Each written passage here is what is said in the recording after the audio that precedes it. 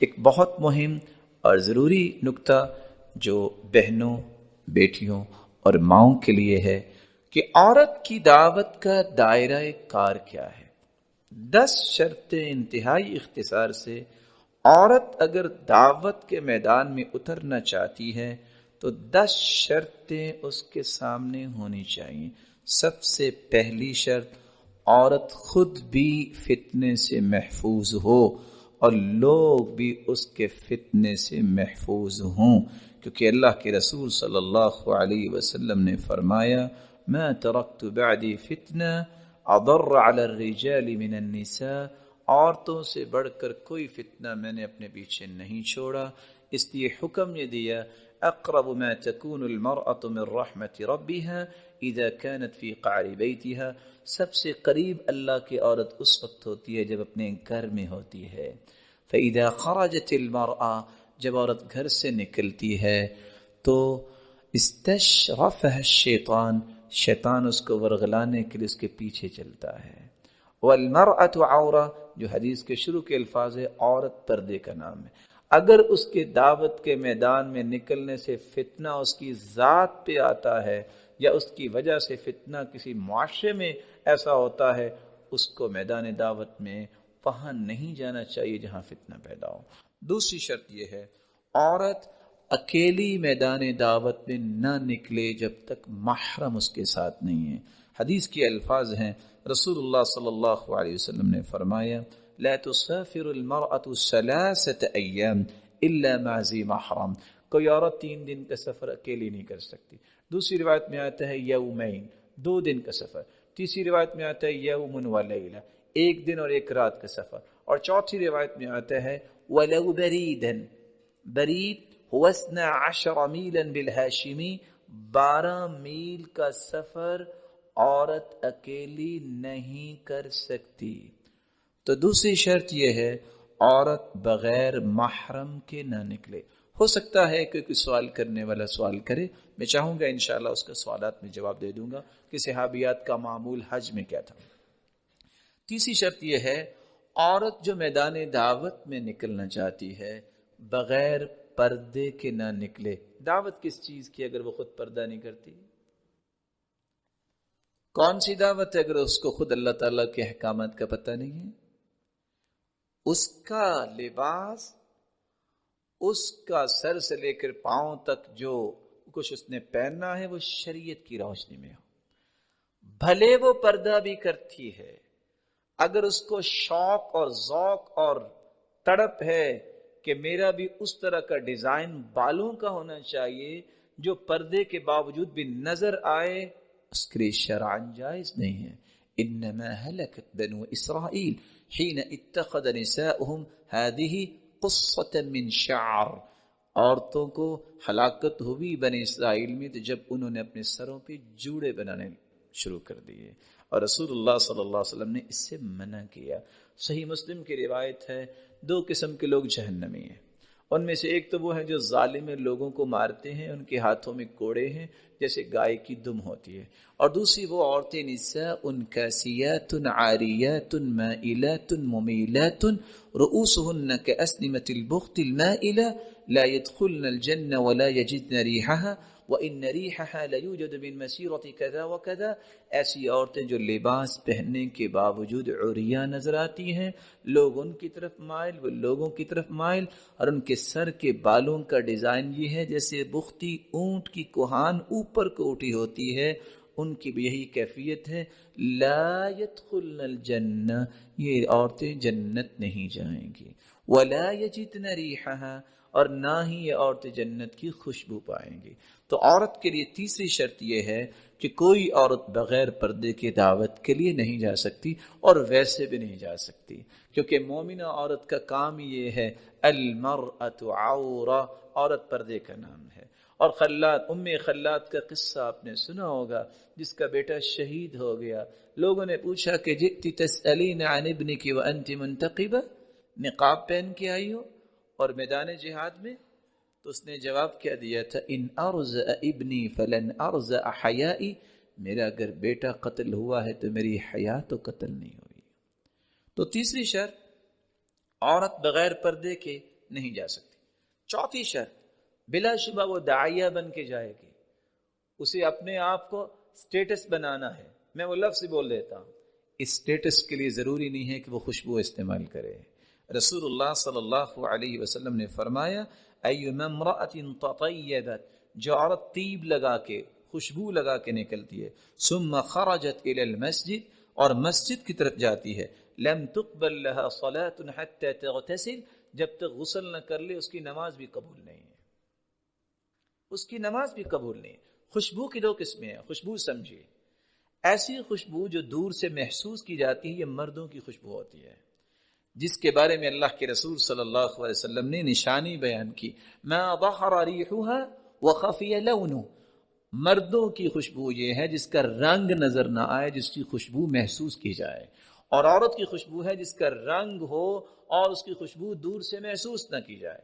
بلکہ حدیث کے الفاظ ہیں ایما امرأۃ، ایسی عورت جو گھر سے نکلتی ہے اور پھر وہ خوشبو لگاتی ہے، فمرت علی قوم، پھر کسی قوم کے پاس سے گزرتی ہے، لیجدوا ریحها، اور مردوں کو اس کی خوشبو آتی ہے، فہی زانیہ، یہ بدکار عورت کی نشانی ہے. پردہ کیا ہوا ہے اور اس کی خوشبو دور تک جاتی ہے، جائز نہیں ہے. اگر اس کی جوتی کا ڈیزائن یہ ہے جو صحیح الجامع کی روایت ہے، كانت امرأة قصيرة تمشي بين امرأتين طويلتين، چھوٹے قد کی عورت بڑے قد کی دو عورتوں کے درمیان چلا کرتی تھی بنی اسرائیل کے زمانے میں، فلم يعرفوها، لوگ اس کو پہچانتے نہیں تھے. فأخذت رجلين من خشب، اس نے دو لکڑی کی جوتیاں بنوائی جس کو آج آپ ہیل والی جوتی کہتے ہیں، حتیٰ کہ ان کے برابر ہو گئی. فأخذت خاتما من فضة، اس نے چاندی کی انگوٹھی لی، فغلفته بطین، اس کے اوپر مٹی لگائی، فحشته مسکا، اور اس میں کستوری رکھی. پھر وہ جب بازار میں چلتی تو پاؤں زمین پہ مارتی اور انگوٹھی کو حرکت کرتی. فسموها فتنہ، بنی اسرائیل کے لوگوں نے اس عورت کا نام فتنہ رکھا تھا. کسی دین کی دعوت دینے والی عورت کے لیے جائز نہیں کہ اس کی جوتی بھی ہیل والی ہو، یہ فتنہ ہے. اور جو دعوت دین دینے جا رہی ہے وہ اپنے آپ کو فتنہ بنا کے دعوت کیسے دے گی؟ پانچویں شرط، عورت کی دعوت کا جو دائرہ کار ہے اس میں پانچویں شرط یہ ہے کہ مرد اور عورت کا کلاس روم الگ ہونا چاہیے. ایک ہی جگہ پہ دونوں کی کلاس نہیں ہو سکتی. ہو سکتا ہے کسی کو اس پہ اعتراض ہو. رسول اللہ صلی اللہ علیہ وسلم کے صحابی عبداللہ ابن عمر کہتے ہیں لو ترکنا هذا الباب للنساء، یہ دروازہ ہمیں عورتوں کے لیے خاص کر دینا چاہیے، یہاں سے مرد نہیں آئیں گے، یہاں سے مرد نہیں آئیں گے. اور عبداللہ بن عمر کہتے ہیں کہ جب یہ خاص ہو گیا، میں نے آج زندگی سے جا رہا ہوں، آج تک دوبارہ اس دروازے سے میں مسجد میں بھی داخل نہیں ہوا. اور عمر رضی اللہ تعالی عنہ، کان عمر ینہا ان یدخل من باب النساء، جو عورتوں کے لیے دروازہ خاص کر دیا گیا تھا اس سے صحابہ کرام کو منع کر دیا، اور کوئی شخص بھی اس دروازے سے مسجد میں بھی نہیں جایا کرتا تھا.